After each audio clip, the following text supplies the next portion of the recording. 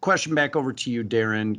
We've seen the federal government is really paying attention to the digital divide, as it was, and I liken it to a national crisis because, quite frankly, there's when you look at very rural parts of America, are people who do not have internet access at home. Tribal lands, tribal communities do not have internet access at home. So the federal government is pumping a lot of stimulus into our economy and into service providers to help them. Programs like CAF, Connect America Fund, RDOF, which is the Rural Digital Opportunity Fund. In this very niche that we're talking about here with connectivity with Cambium Networks and ARI wellness detectors. Are there any federal programs that I didn't mention there or federal programs that either of you are aware of, Darren first, that people can leverage and to obtain these technologies we're talking about today? Yeah, those are the ones, CAF, RDOF, last year, the CARES Act provided a lot of stimulus, and people took advantage of that. These service providers were very responsive to that. Those funds, when they become available, they have a time limit. They have to be executed because this need that you've identified, Zach, is not a long-term need. It's a long-term need, but it absolutely has to be implemented in short term. It has to be implemented quickly, and that's I think where Cambium really excels. So as those programs make those funds available, service providers need to be able to react quickly and set things up. And we've had people do that. So we've had in many rural towns and municipalities, they've set up these private CBRS networks and managed by Cambium with our CN Maestro solution, and then using CBRS technology to deploy a campus overlay over an entire city or municipality, and then drop that signals down into small hotspots that then serve people with enterprise Wi-Fi 6 technology that allows this higher density and higher speed networks, low latency, and things like that. So they've been able to do that with CBRS, with Cambium Networks. They've been able to do that with our higher speed 5G type technology that we deploy for these larger area networks, deploying the hotspots on top of schools so they can service the kids the students that are servicing that area, that go to that school within that geography. They're able to get access to the school's network right through the Cambium technology.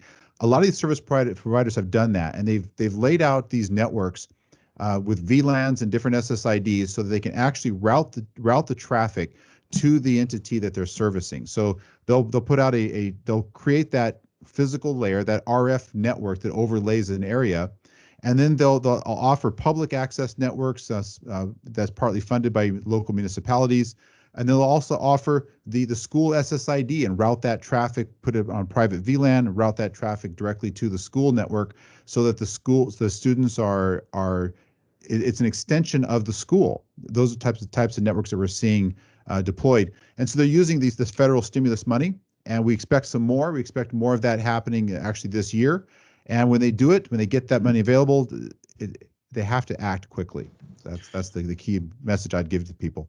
Guys, the thing I get all jazzed up on is, in working with both of you gentlemen, we pride ourselves on being very nimble and responsive. And that's what we had to do when this whole thing happened in January, February, March 2020. We had to adapt. We had to move forward. We had to find a way to connect our children so they could do their homework. And there are so many examples. We could spend another probably 24 hours doing a session like this, talking about those everyday heroes. I'm from the Midwest, so I liken it to a big, strong Midwestern work ethic. Just these service providers, seeing many of our customers just put on their website, hey, launched a free new Wi-Fi hotspot at this school or at this district to really help out the community. The creativity, the creativity these guys came up with was amazing. Yeah, absolutely. They had the ideas that we didn't have. So it was fantastic. You got it. So Ted, any follow-ons from that question about any federal programs or things like that? Any purview from you there?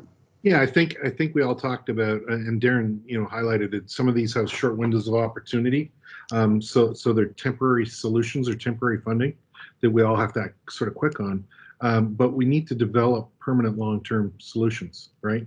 So I guess there's, Zach, you mentioned the word nimble. We need to be nimble. So in our world, the federal stimulus packages for PPP, our devices are classed under that. So any of our customers or partners are able to, assuming they fit within the parameters, leverage the wellness detector and solutions as part of the PPP program under both stimulus packages. So we're excited about the fact that we as a nation, the federal government understands how important this is, and these kind of venues are going to help it be more affordable. Our goal is how do we leverage temporary understanding of how horrible situation we're in, and how do we take that positive attitude that you talked, pull up our boots and create long-term solutions. Let's not let this lesson go unlearned. Let's leverage some of the PPP out there, and let's create great wireless networks, wired networks infrastructure, and put great applications so that we never find ourselves into last April again.